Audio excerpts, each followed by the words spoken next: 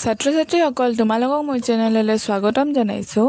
আজি তোমালোকৰ বাবে মই লৈ আহিছোঁ BA 4th চেমৰ অসমীয়া কবিতা পেপাৰখনৰ মোৰ বিনা অম্বিকাগিৰি ৰায়চৌধুৰীৰ কবিতাটিৰ কেইটামান কুৱেশ্যন আনচাৰ।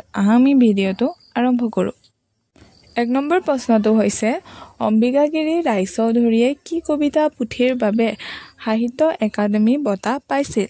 এনচাৰটো হ'ল অম্বিকাগিৰি ৰায়চৌধুৰীয়ে বেদনাৰ উল্কা নামৰ কবিতা পুথিখনৰ বাবে সাহিত্য একাডেমী বঁটা পাইছিল। 2 নম্বৰ কুৱেশ্যনটো হৈছে, আজি বন্ধু কি ছন্দেৰে এই গীতটি কোনে ৰচনা কৰিছিল? এনচাৰটো হ'ল আজি বন্ধু কি ছন্দেৰে গীতটি অম্বিকাগিৰি ৰায়চৌধুৰীয়ে ৰচনা কৰিছিলে। 3 নম্বৰ প্ৰশ্নটো হৈছে, অম্বিকাগিৰি ৰায়চৌধুৰীৰ এখন কবিতা পুথিৰ নাম লিখা। এনচাৰটো হ'ল অম্বিকাগিৰি ৰায়চৌধুৰীৰ এখন কবিতা পুথিৰ নাম হ'ল বীণা। 4 নম্বৰ প্ৰশ্নটো হৈছে, অম্বিকাগিৰি ৰায়চৌধুৰীৰ মোৰ বীণা কবিতা ৰোমান্টিক কবিতা হিচাপে আলোচনা কৰা। এনচাৰটো হ'ল মোৰ বীণা কবিতাটো অম্বিকাগিৰি ৰায়চৌধুৰীৰ বীণা কবিতা পুথিৰ অন্তৰ্গত। মোৰ বীণা কবিতাটোত কবিৰ হৃদয়ৰ বিৰহ বেদনাৰ মূল কাৰক হিচাপে প্ৰিয়াক উল্লেখ কৰিছে। কবিতাটো কবিৰ বাবে কবিৰ হৃদয়ৰ বুজি পোৱা বীণাখনক প্ৰেম নিবেদনৰ মাধ্যম হিচাপে প্ৰয়োগ কৰিছে। বীণা এখন হ'ল সংগীত সুৰ সৃষ্টি কৰিব পৰা বাদ্য। আনহাতে বীণাৰ প্ৰয়োগৰ পৌৰাণিক সময়ৰ পৰাই দেখা যায়। বীণাৰ সুমধুৰ সুৰে সংগীত সুধা ঢালিব পাৰে। সংগীত এনে এক মাধ্যম যিয়ে ভাষাৰ অবিহনে সুৰৰ জৰিয়তে মানুহৰ অন্তৰৰ জয় কৰিব পাৰে। সেয়েহে কবিয়ে বীণাৰ সুৰক তোৰ অন্ধ আতুৰ দৃষ্টি সুধি ঢাল আজি ত্ৰিভুৱন ৰাজি সংগীত সুধা বৃষ্টি বুলি আহ্বান কৰিছে।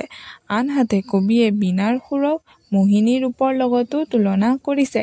হিন্দু শাস্ত্ৰৰ মতে মোহিনী আছিল বিষ্ণুৰ এক অৱতাৰ। যেতিয়া দেৱতা দানৱে অমৃত মন্থন কৰিছিল তেতিয়া অমৃত কললৈ দেৱতা দানৱৰ মাজত মত বিৰোধ ঘটিছিল। সেই সময়ত বিষ্ণুৱে মোহিনী বেশেৰে সকলোকে মোহিত কৰি দেৱতাক অমৃত প্ৰাণ কৰাইছিল। তেনে সন্মোহিনী ৰূপ সংগীত সুৰত পোৱা যায়। সেয়েহে কবিয়ে নিজৰ বিৰহী প্ৰিয়াক মোহিত কৰিবলৈ বীণাৰ সুৰক মোহিনী ৰূপ ধাৰণ কৰিবলৈ আহ্বান জনাইছে। শীতত শুদ্ধ সুৰৰ সিন্ধু সাঁতুৰি নাদুৰি দোলাই তুলি মলিন বিশ্ব পখালি সৰিল মোহিনী ৰূপত উঠক ফুলি। ইয়াৰ জৰিয়তে কবিৰ অন্তৰৰ সংস্কাৰকামী মনোভাৱ ফুটি উঠিছে। কশু কলিমাৰে ভৰপূৰ বিশ্বক পবিত্ৰ কৰিবলৈ কবিয়ে বীণাক অনুৰোধ জনাইছে। কবিৰ কল্পনাৰ জগত বিচৰণ কৰা প্ৰিয়াৰ হৃদয়তো বিৰহ বেথা হয়তো কবিৰ হৃদয়ত থকাৰ দৰে ছাতি ফুটি কৰিছে বুলি কবিৰ ভাৱ হয়। সেয়েহে কবি আৰু প্ৰিয়াৰ হৃদয়ৰ কথাবোৰক গীত ৰূপত তুলি ধৰিবলৈ বীণাখনক আহ্বান জনাইছে। অৰ্থাৎ বীণাখন যে এক মাধ্যম, অন্তৰৰ পৰা অন্তৰলৈ প্ৰেম মৰম বিৰহ কঢ়িয়াই নিয়া এক মাধ্যম। যি মাধ্যমৰ জৰিয়তে কবিৰ প্ৰিয়াই কবিৰ অন্তৰৰ বেথা বুজি কবিৰ কাষলৈ আহি কবিৰ ভাঙি যোৱা হৃদয় শীতল কৰিব বুলি কবিয়ে অপেক্ষা কৰিছে। সৌৱা সুনীল সিপাৰে বহি কতনো যাতনা সহি মোৰ বিৰহ ব্যথিত প্ৰিয়া গান গাই গাই মোৰে বাট চাই কৰিছে আকুল হিয়া। কবি আশাবাদী। কবিয়ে আশা কৰিছে তেওঁ যিদৰে প্ৰিয়াৰ কথা ভাবি উত্তাৱল হৈছে ঠিক সেইদৰে প্ৰিয়তমাও কবিৰ বাতৰিৰ বাবে উত্তাৱল হৈ আছে। কবিয়ে প্ৰিয়তমাৰ বিৰহত বেদনাত যি কৰুণ গীতৰ সৃষ্টি হৈছে সেই গীত বীণাৰ সুৰৰ লগত মিহলিত হৈ ৰাগিণীৰ সৃষ্টি কৰিবলৈ বীণাখনক কবিয়ে আহ্বান জনাইছে। এই দ্বৈত সুৰৰ যুগল বন্দীত নৱ উন্মেষ ধ্বনি প্ৰৱাহিত হ'ব বুলি কবিয়ে বিশ্বাস কৰে।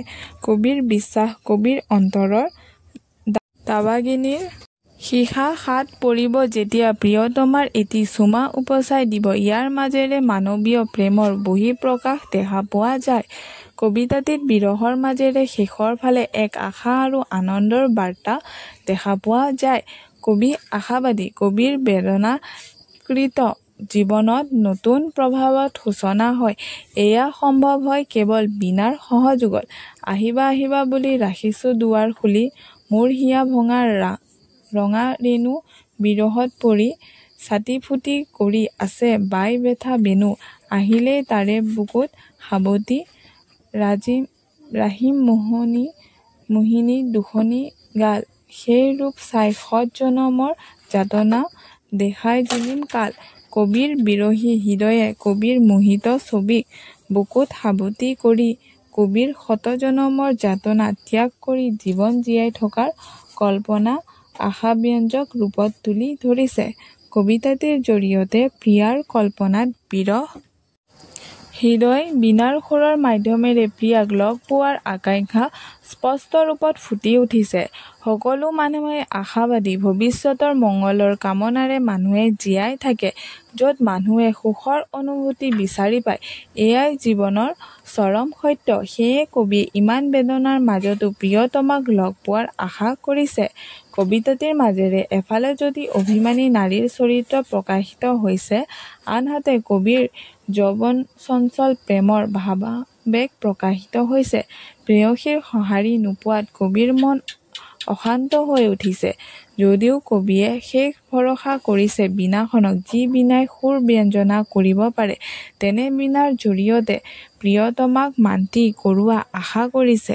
কবিয়ে বীণাৰ সুৰৰ জৰিয়তে কেৱল প্ৰিয়তমাকে আপোন কৰাৰ কথা কোৱা নাই কবিয়ে ভাবে এই বীণাৰ জৰিয়তে বিশ্বৰ কলুষতা অশান্তক শান্ত কৰিব পাৰি। ধন্যবাদ।